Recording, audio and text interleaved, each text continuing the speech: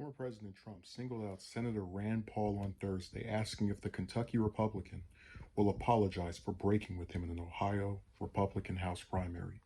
Trump's candidate of choice, coal industry lobbyist Mike Carey, won that primary on Tuesday, all but assuring that he'll go on to succeed former Representative Steve Stivers, Republican of Ohio, who stepped down earlier this year to lead the Ohio Chamber of Commerce. Paul, meanwhile, had thrown his support behind former Ohio State Representative Ron Hood in the Ohio primary, putting himself at odds with Trump. A political action committee aligned with Paul spent heavily in support of Hood, an investment that didn't go unnoticed by Trump. Hood placed third in the Tuesday primary, falling more than 20 points short of Carey.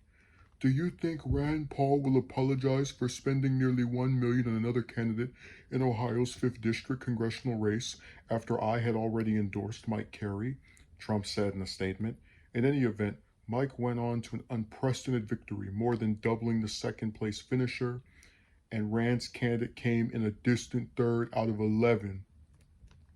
I would say if I came in third place out of 11 people, that's in the higher echelon of whatever. Trump was quick to tout Carey's win this week as his own as he seeks to prove his dominance over the GOP.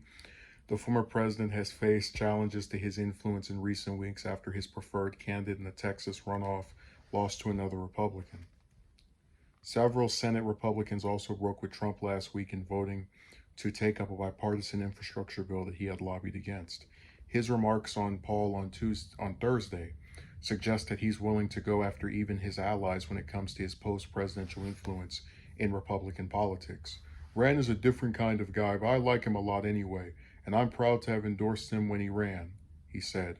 Do you think he learned his lesson?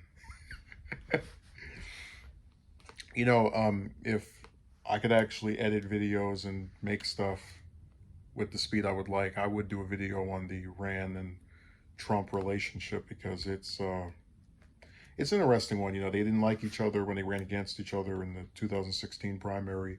And then Rand had several primarily foreign policy-based disagreements with Trump, and then supported him, or rather his stances when it came to the election being rigged, which, spoiler alert, neither of them showed any proof for, as well as his response to the vaccine, or rather to the virus, excuse me.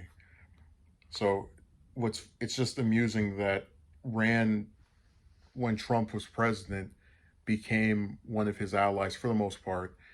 And now that Trump's out of office, it's like they're going back to that earlier friction that we hadn't seen in a very long time, which is shocking to me because I would expect him to have this kind of problem with Cruz, for example, who, famously got really nasty with Trump during the 2016 election. No, the endorsement thing is funny. And, I don't really get the point of getting all, what's the way of saying it? Everyone endorses candidates that lose. Like, I've endorsed candidates that, I'm not saying I'm some big, I'm just saying that you can go and look at the people Obama endorsed, the people that Bush endorsed, and, it's like, yeah, they're a nice little referral of who somebody should support, but they don't transfer into votes.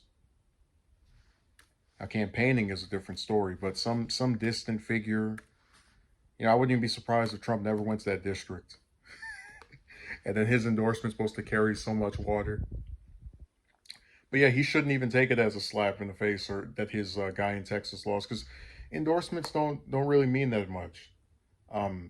Obviously people were saying that Clyburn saved Biden, but like I said, that was a state that is already kind of right-leaning, that wasn't going to go for Sanders anyway, and he was already polling not as well over, I really don't think endorsements are that big of a deal, but it is funny to watch him go, see, my person won, your person came in a distant third out of 11th place.